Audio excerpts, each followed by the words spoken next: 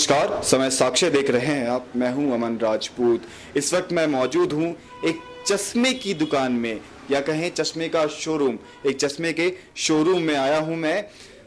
Showroom का नाम है चश्मे वाला ऑप्टिकल्स। काफ़ी अच्छा नाम मुझे लगा, तो मैंने सोचा कि चलिए इनसे मिलते हैं और जानते हैं कि एक चश्मे का बिजनेस कैसे होता है, किस तरीके से होता है। जैसे कि मैं आपको दिखा रहा हूं कि बिजनेसेस कैसे होते हैं। तो चश्मे वाले ऑप्टिकल्स के ओनर भी हमारे साथ मौजूद हैं। सबसे पहले इनसे भी जानेंगे बिजनेस कैसे करते हैं, किस तरीके से करते हैं और कब से कर रहे हैं। क्या नाम है भाई साहब आपका? अमित वर्मा।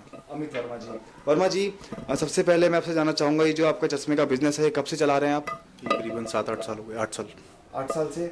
8 साल में आपने क्या लगता है कि आपने जिस मुकाम से शुरू किया था, चलिए पहले आप यही बताइए कि आपने कितने रुपए से बिजनेस शुरू किया था? मैंने करीबन 7-8 लाख रुपए से स्टार्ट किया था बिजनेस। 7-8 लाख रुपए लगा जी थे स्टार्टिंग में? मतलब धीरे धीरे करके पार्ट करके लगते रहे।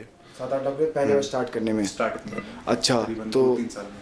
मतलब अगर किसी को ये बिजनेस करना है चश्मे वाला, तो उसको स्टार्टिंग में 7-8 लाख रुपए लगाने पड़ेंगे? कम से कम इतना तो पैसा लगता ही है। अच्छा, तो ये बिजनेस होता क्या है एक्चुअली?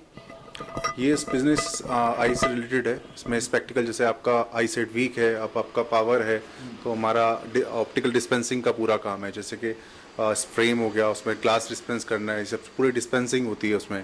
तो मेन चीज़ ये है कि इसमें आंखों से रिलेटेड पूरा काम है।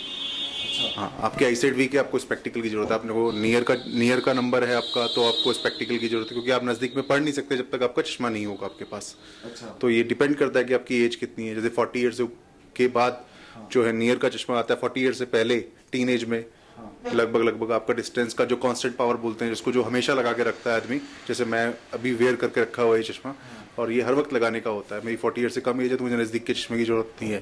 तो मेन चीज़ यही है कि जिसको एज के हिसाब से है कि 40 ईयर पार किया तो स्पेक्टिकल की आपको नियर की भी जरूरत पड़ेगी, और 40 ईयर से पहले आपका आ सकता है मे बी कांस्टेंट पावर। किसी का आता है, किसी का नहीं आता। जैसे किसी की आंखें बिल्कुल ठीक है, जैसे आपकी ठीक है, मेरी खराब है, तो डिपेंड करता है कि किसकी हेल्थ किस तरीके की है। मैं एक बार जानना चाह रहा था कि जैसे कोई चश्मा होगा, आप दिखाइए। मैं जैसे कोई पीछे चश्मा है, कोई भी दिखाइए। चश्मा है, ठीक है, ये इसका एक फ्रेम होता है, एक लेंस होता है, ये सब होता है, ठीक है, चश्मे में। तो इस चश्मे को मैन्युफैक्चर ये कहाँ से होता है?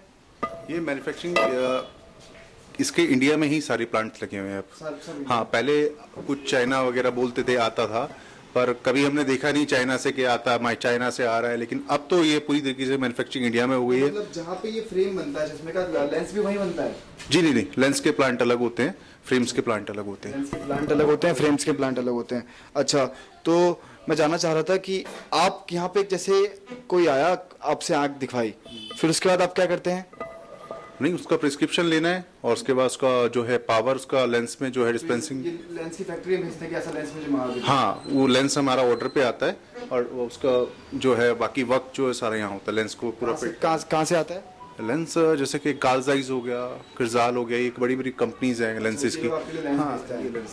ये अच्छा, प्रोवाइडर है लेंस, जो चलिए कंपनी से बड़ी बड़ी। तो चलिए हम चश्मे वाली दुकान की थोड़ी शेयर करते हैं। चश्मे वाली दुकान में घूमते हैं और आपको चश्मे दिखाते हैं, कैसे कैसे तरीके के चश्मे होते हैं, कौन से चश्मे की क्या खासियत होती है। तो मैं ये जानना चाह रहा था कि जो ये चश्मा है आपका, ये चश्मा मतलब सब चश्मे की अलग अलग कुछ खासियत होती है? मतलब क्योंकि रेट्स तो महंगे होते हैं ना, तो जैसे आप मुझे ये बताइए, सबसे सस्ता चश्मा यहाँ पे कौन सा है जो आपकी दुकान? सस्ता चश्मा हमारे पास ये वाला होगा। ठीक है, ठीक है, ये वाला बस एक, ठीक है। सबसे सस्ता चश्मा ये होगा आपका, ठीक है, 350 से स्टार्टिंग। और सबसे महंगा चश्मा क्या है, कौन सा है? सबसे महंगा तो इसमें बहुत ज्यादा महंगे, क्योंकि आजकल जो है मार्केट हाँ, कौन सा कोई एक दिखाइए, सबसे महंगा कौन सा, कोई एक दिखाइए। आप ये बोल सकते हो, ये जो है फ्लेक्सिबल फ्रेम होता है पूरी तरीके से। अच्छा, ठीक है, 1000 फ्रेम मतलब पूरा ग्लास के साथ कौन सा रखा है आपने सबसे महंगा अभी? ग्लास तो इसके ग्लास के साथ नहीं, मैं आपको दिखा रहा हूँ। चल ठीक है, तो देखिए, ये वाला सबसे सस्ता है और ये वाला सबसे महंगा है, ठीक है। तो मेरे दर्शकों को आप ये बताइए कि इन दोनों में डिफरेंस क्या है? ये जो है प्लास्टिक फ्रेम है नॉर्मल, हाँ। और ये टीआर फ्रेम्स है। टीआर फ्रेम्स जैसे है। आप अगर मान लो ये आईडी वगैरह में लोगे, हाँ। तो यही आपको 1800-1900 रुपए का फ्रेम पड़ता है आईडी वगैरह, जैसे मतलब किसी बड़े ब्रांड का, अगर मतलब एक जनरल आईडी नहीं है, काट देना, आईडी वाला नहीं, ब्रांड का नाम नहीं लेना चाहिए था। तो हाँ, तो क्या होता है कि जैसे कोई बड़ा ब्रांड आप लेते हो तो उसका अगर लोगे तो 1800-1900 रुपए का फ्रेम आएगा, ऐसा टूटने, जो टूटेगा भी नहीं, फूटेगा भी नहीं। और जैसे कि अभी नॉर्मल है कोई ब्रांड 100 का, हाँ 1800-1900 से स्टार्टिंग होती है उनकी। हाँ, तो फिर वो बड़े बड़े ब्रांड होते हैं। अब जैसे यही है, अब हमारे पास से आप देख रहे हो, अगर हम किसी महंगे ब्रांड का चश्मा लेंगे, ये वाला इस टाइप का, सेम क्वालिटी में आएगा, सेम क्वालिटी मिलेगा, वो करीबन 2000, 2500, 3000 इस रेंज में। बस वो ब्रांडिंग है इसलिए, तो उस पे लिखा हुआ है, जो ब्रांड लिखा हुआ है वो ब्रांड की वजह से बस ब्रांड की वजह से। अच्छा, और ये मतलब कितने का, ये वाला कितने का चश्मा? 1050 का। तो वो भी तो 1050 का दे रहे हैं ब्रांड वाले। नहीं, टीआर, जो टीआर ये प्लास्टिक फ्रेम दे रहे हैं वो ये वाला प्लास्टिक फ्रेम दे रहे हैं उतने में ही, और जो हम आपको बता रहे हैं ये टीआर फ्रेम से। ये ब्रांडेड वाले कितने का देते हैं ये वाला 1050 का फ्रेम है, जो कि अगर आप ब्रांड में लेंगे, आप देते हैं ना? हाँ हम देते हैं। ब्रांडेड वाले कितने का देते हैं? ब्रांडेड 2000 से ऊपर का होता है, मतलब ज्यादा मार्जिन देते हैं। हाँ। अच्छा, एक और चीज जानना चाह रहा था कि अगर कोई आपसे कोई आएगा, कोई आदमी आपसे खरीदने के लिए, आपने 1050 बोला है इसका, तो कोई अगर बोलेगा कि भैया थोड़ा कम कर दो, तो कर देते हैं आप कम? हाँ 10-20-50 रुपए कस्टमर का रिगार्ड तो करना पड़ता है। अब उतना नहीं करेंगे, कुछ पैसे तो कम करने ही पड़ता है। अब कस्टमर बोलेगा सामने खड़े होकर, नहीं तो वो चला जाएगा। तो इतना तो रिगार्ड तो करना पड़ता है, सम्मान नहीं करेंगे तो कस्टमर कहाँ से आएगा। जी।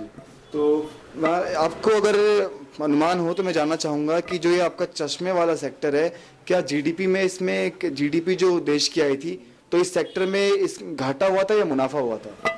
अभी तो घाटा ही हुआ है। जीडीपी से जो जीडीपी गिरावट आई है उससे तो बहुत घाटा हुआ है हम लोगों को। घाटा हुआ है? बिल्कुल हुआ है, बहुत फर्क। बहुत ऐसा ना, जब सभी चीजें जो है महंगी होती है उस वक्त पे, जब जीडीपी गिरती है तो चीजें, सामान पीछे से प्रोडक्शन कम होता है, तो क्या होता है, जो स्टॉकिस्ट होते हैं वो स्टॉक करके रख लेते हैं, तो सामान को वो महंगा करके बेचते हैं। फिर अच्छा, उससे दुकानदार को ज्यादा नुकसान है, फिर दुकानदार से कस्टमर को भी है।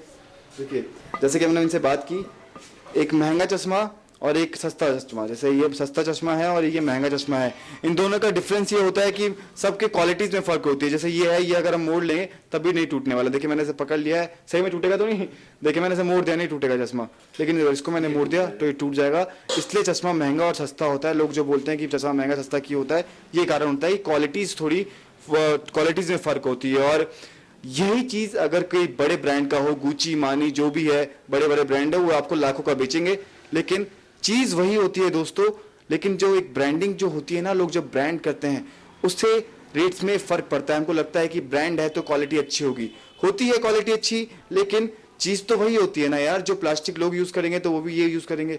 तो मेरे बोलने का मकसद था, हम लोग ये बिजनेस वाला प्रोग्राम करने का मकसद ये था कि जो ये अनऑर्गेनाइज सेक्टर्स होते हैं, वो लोग काफ़ी योगदान दे रहे हैं, देश की जीडीपी में देते हैं। और अगर लॉकडाउन ना होता और ये सब दुकानें खुली रहती तो इनके साथ भी काफ़ी जो हमारा जीडीपी है स्टेबल रहता। लॉकडाउन से हमारे काम पे बहुत फर्क पड़ा है। लॉकडाउन से बहुत फर्क पड़ा है, बहुत ज्यादा फर्क पड़ा है। मतलब हमारी ईएमआईज, बैंक की किस्तें सब पेंडिंग पड़ी हुई हैं 7-7 महीने की। बैंक भी पीछे, हम आगे, बैंक फोन कर रहे हैं, हम नहीं उठा रहे हैं, क्योंकि पैसे की दिक्कत है। और क्योंकि इस वक्त सेक्टर में, मार्केट में आप देखोगे बाजार बिल्कुल खाली पड़े हुए हैं, कॉलेज के बच्चे हैं नहीं, स्टूडेंट सारे जा रखे हैं। क्योंकि मेन बाजार इस बाजार के अंदर प्रेमनगर, देहरादून का बाजार एक ऐसा स्टूडेंट की वजह से 50% बाजार है देहरादून का। पॉलिटिक्स में इंटरेस्ट रखता है?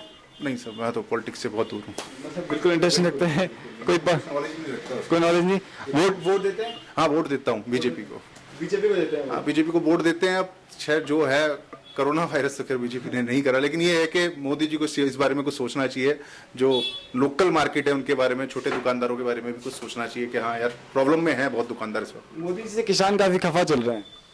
अब ये तो खैर देखो, इसमें मैं कुछ कह नहीं सकता क्योंकि मुझे इससे नॉलेज नहीं है उस चीज की। जिस चीज की नहीं है तो उसमें क्या बोलना, वो चीजें। तो देखिए, हम लोग बीच बीच में थोड़े तंज भी कस लेते हैं, लोगों से जान लेते हैं उनका पॉलिटिकल राय क्या है। और अब तो जैसे आप मोदी जी के समर्थक हैं तो मोदी जी कुछ करेंगे तो जीडीपी में इजाफा भी होगा। तो दोस्तों ये थे हम अभी मौजूद चश्मे वाला शोरूम है, चश्मे वाली दुकान है। दुकान का नाम ही चश्मे की दुकान तो है, लेकिन दुकान का नाम भी चश्मे वाला है, कंफ्यूज मत हो जाइएगा, चश्मे वाला ऑप्टिकल्स। तो ये है प्रेम नगर में। आइए, चश्मा लीजिए आप, ब्रांड पे मत जाइए, क्वालिटीज पे जाइए। क्वालिटीज के बारे में ये मुझसे ज्यादा बेहतर जानते हैं, ये आपको बताएंगे। आइए देखिए, और अगर आपको चश्मा खरीदना है तो जरूर यहाँ पे आइए और अपनी शॉपिंग करिए। तो अभी के लिए फिलहाल इतना ही। कैमरा पर्सन निक्कू के साथ अमन राजपूत, समय साक्ष्य, देहरादून।